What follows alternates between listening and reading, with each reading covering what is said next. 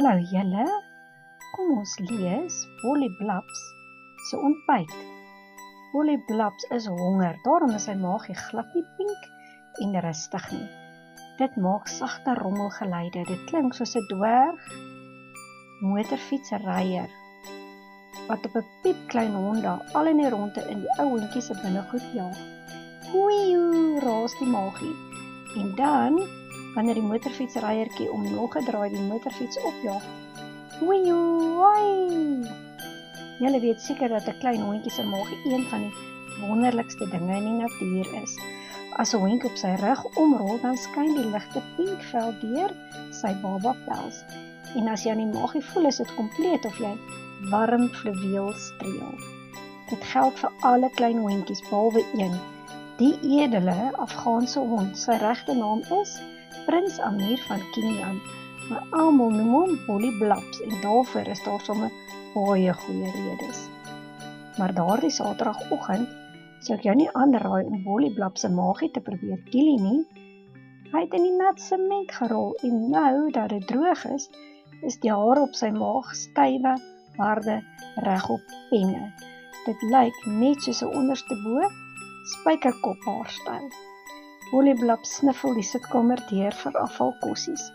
Hy bestorm die groot rusbank, gooi die kussings op die vloer en vroetel met sy lang neus in al die hoekies rond.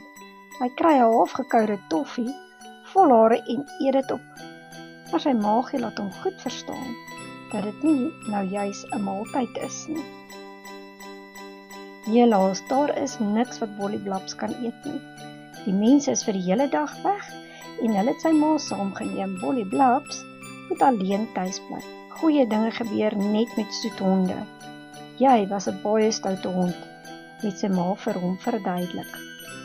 Hy het nie net die nuwe sementpaadjie waaraan die man 'n hele dag lank gewerk het vir 'n nuweer nie, maar boonop ook nog sy eie hondemandjie opgevreet.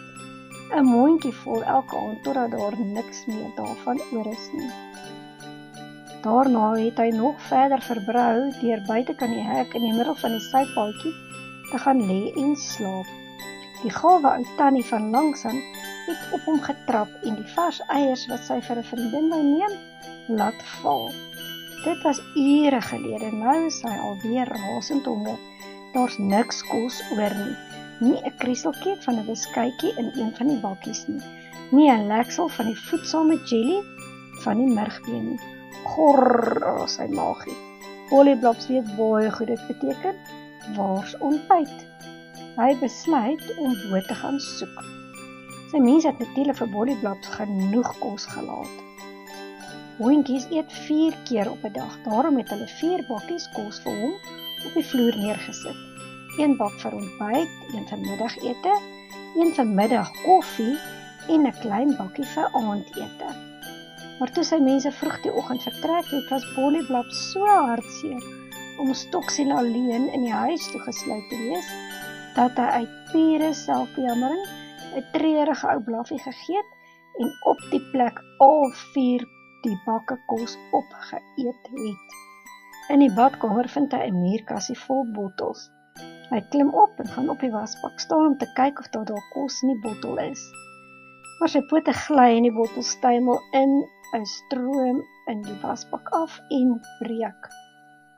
Die reuk laat hom aan sy besoeke aan die veearts dink. Hy spring maar liewers gou af. Hy land met een van sy pote op 'n buis tandepasta. 'n Lang pink lint van goed wat soos peppermint ruik, skiet dwars oor die vloer, teen die muur op. Bolly Blobs proe daaraan, dit smaak glad nie sleg nie. Hy lek 'n lang stuk op. Sy mond begin skuim, hy kyk in die spieël. Dit lyk of hy 'n pink snor en baard, soos 'n gekleurde Kersvader het. Hy wonder wat die beste manier is om van die skuim ontslae te raak. Miskien help dit om vinnig te hardloop, sodat die wind dit af kan wegwaai. Hy hardloop teen 'n gevaarlike spoed in die gang af. Stippeltjies pink skuim spat van sy gesig af en klou aan die mure vas.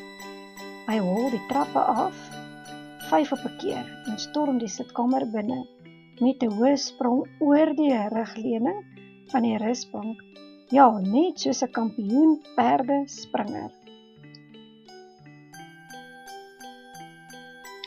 'n Paar dinge gebeur sommer vinnig na mekaar.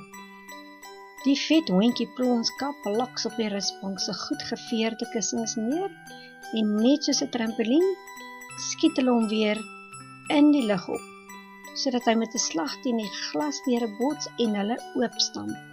Met 'n dowwe slag vat hy grond op 'n sak sement wat op die gras lê. 'n Digte wolk fyn poeier styg die lug op en sak stadig af bo oor Bolly Blobs.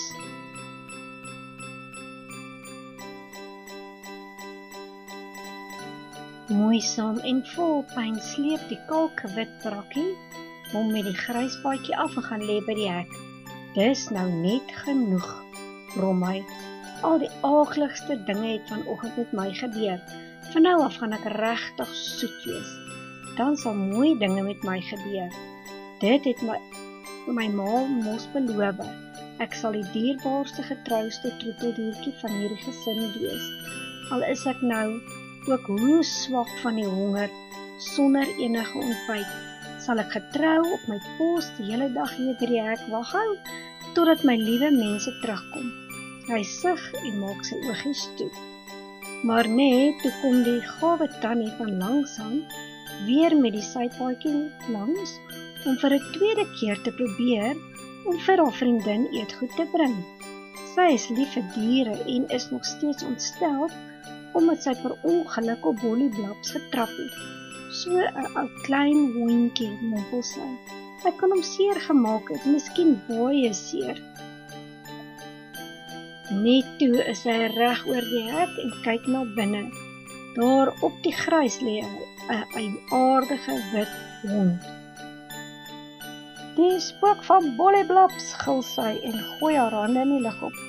Met al die eetgoed hardloop so vinnig as wat sy kan terug huis toe. Die vreeslike lawaai laat die hondjie sy oë oopmaak. Hy sien niemand nie, maar met eens begin daar 'n klomp goed uit die lug val. Hier naby sy neus 'n groot pak ontbytspek, 'n stuk geurende kaas, 'n plak sjokolade.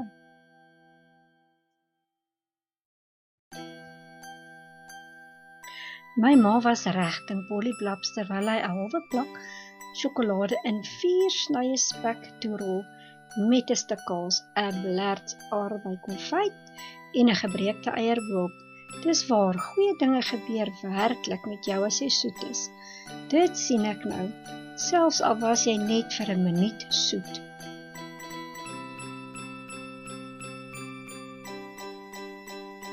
Hy proe eers so effens. Sy maag gor tevrede.